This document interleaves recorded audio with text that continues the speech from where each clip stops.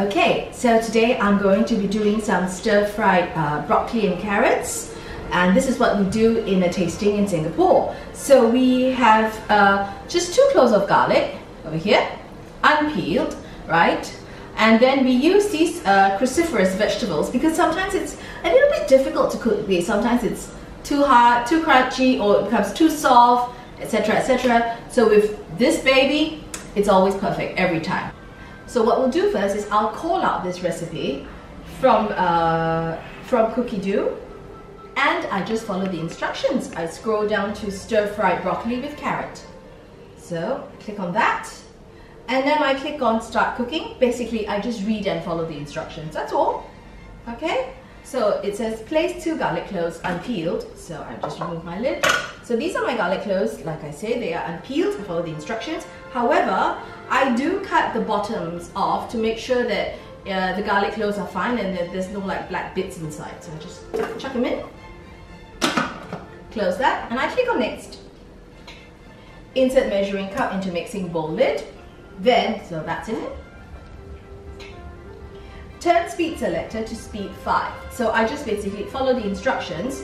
So we have the, as usual, we have the time, no temperature, and this is speed 5. So speed 5, I just go to speed 5.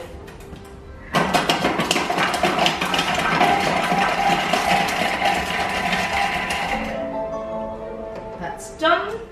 Okay, please click next. And what I do is, for those of you who do not like garlic on your fingers, ta-da! It chops the garlic and it removes the garlic peel for you. Like that. Brilliant. There we go. So I just remove the garlic bits and then I scrape down the sides of the mixing bowl. Like so.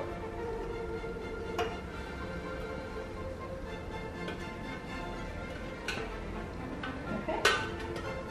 And after that, I continue to follow the instructions. Right. Next. Okay, so I remove the garlic skin. And then I have to add olive oil, so I just add 10 grams of olive oil. I don't normally pre-weigh them when I'm at home. I just grab them from the bottle and I just do it. Right? I click on it, I just go down to 10 grams, which is very little. 10 grams is really little. Okay, that was already 13. Right, and I just put the cover back on. I carry on. I follow the instructions, and then it tells me to turn the speed selector, which is this button again, to speed 1. So I turn to speed 1, and that's it. And in the meantime, I get rid of this. And what it's doing is that it is sauteing the garlic now. So, I mean, if you cook, you do know that you will have to stand in front of your cooker and stir and continually stir the garlic, because it will burn if you just, you know, get your eyes off it for a couple of seconds, sometimes even, depending on the heat, right? And you notice I use extra virgin olive oil. I use EVO because with this machine, the temperature goes up to a maximum of 120 degrees. So that's really good in the sense that it'll never burn your vegetables. And because it's only 120, the oils don't become carcinogenic, so it's very healthy. After all, you know, sometimes we buy like expensive vegetables. You may want to go and buy organic vegetables or vegetables from certain countries only, and then you come back home and then you cook it over your cooker on your stove and you put some olive oil, but any temperature on the stove goes up to above 200. So with this one, you can rest assured that if you've got good vegetables, you can use your good oils, and you've got all the nutrients and the vitamins, and everything will be fine. Okay, that's it. I click on the button, click on next, and you can look at the garlic. It's not burnt. I wish you could smell it.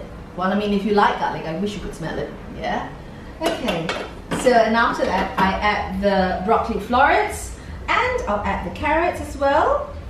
So I'll chuck my cruciferous vegetables inside. Yeah.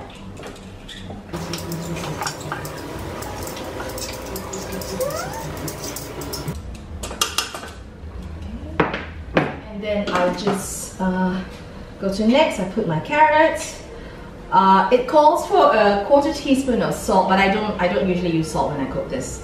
I don't use so much salt at home when I cook, yeah? Okay, and then I just cook.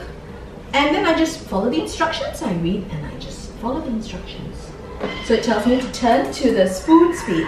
So you can see, I'm not sure if you can see it with the camera, it's got a little spoon there. So in different countries, sometimes the language is like spoon speed, or sometimes they call it a slow stir. And over here, my picture has changed a little bit. I've got a little green blade, and that shows that the blade is going anti-clockwise. And what happens when the blade goes anti-clockwise is that the back of the blade is blunt, so it doesn't cut your vegetables up. So when you eat it, the florets are going to come out just like that. My carrot strips are going to come out perfectly fine. And I love this. This is one of my favorite features about the machine. Also because when the vegetables come out, the color is fantastic, okay? It's got a very nice, luscious green. It's like in between like a spring kind of in between spring, summer kind of green. And it's really, and because everything is controlled, so I'm cooking it for 4 minutes, okay? So now for people, if you've got people in your family who like different kinds of textures, if there's somebody who likes their vegetables a little bit crunchier, you can stop cooking earlier and then take up that portion for that person. And then if you like some others who prefer it a little bit softer, you can, take out for everybody else, and then you leave that one more portion for somebody else and carry on cooking. And then if you've got a baby and you're starting your baby on soft foods, you can leave that last bit in, and then you can just blend the vegetables up. So that is really, really good. So it's kind of like one pot does everything. Instead of, when you're doing this, oh, this one likes it this way, this one likes it that way. It's very difficult to control the temperature and the heat on the cooker, on the stove as well, right? So if you look at the picture here, yeah, the color will always come out like a very nice luscious green, as is for other cruciferous vegetables. Now, even if you're not using cruciferous vegetables, you can also use other vegetables, like Chinese style cooking.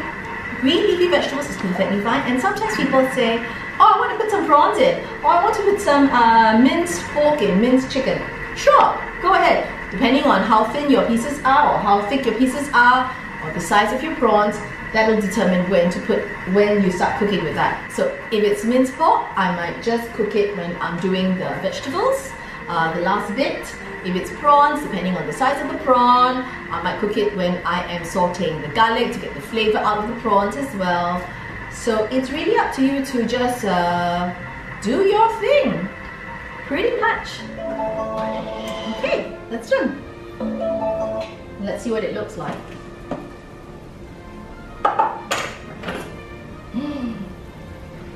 Look at that green. Isn't that gorgeous? Looks like my plate.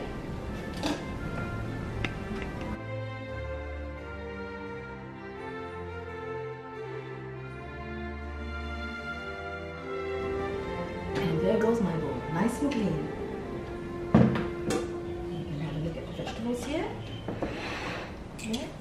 What is really nice about this is that this color, the vegetables are going to stay this color. So even if I leave these vegetables out an hour, of course I'm not going to do that, but if sometimes what happens is when you cook for the family and you're like, hey, come on, dinner's ready, and what people do is they take their own sweet time to come. Oh, mom, if you've got kids, I'm in the toilet, mom, or whatever. And then by the time they get to the table, the vegetables have kind of like, the color has changed, it's gone a little bit more yellow, it's kind of wilted, and then it doesn't taste so nice. With these babies, it always remains this kind of color, and I could actually not eat some and put some aside and then let you see the color maybe in like an hour later, but I'm not going to, because we're going to have this on for dinner. Yeah? Okay? So, bon appetit!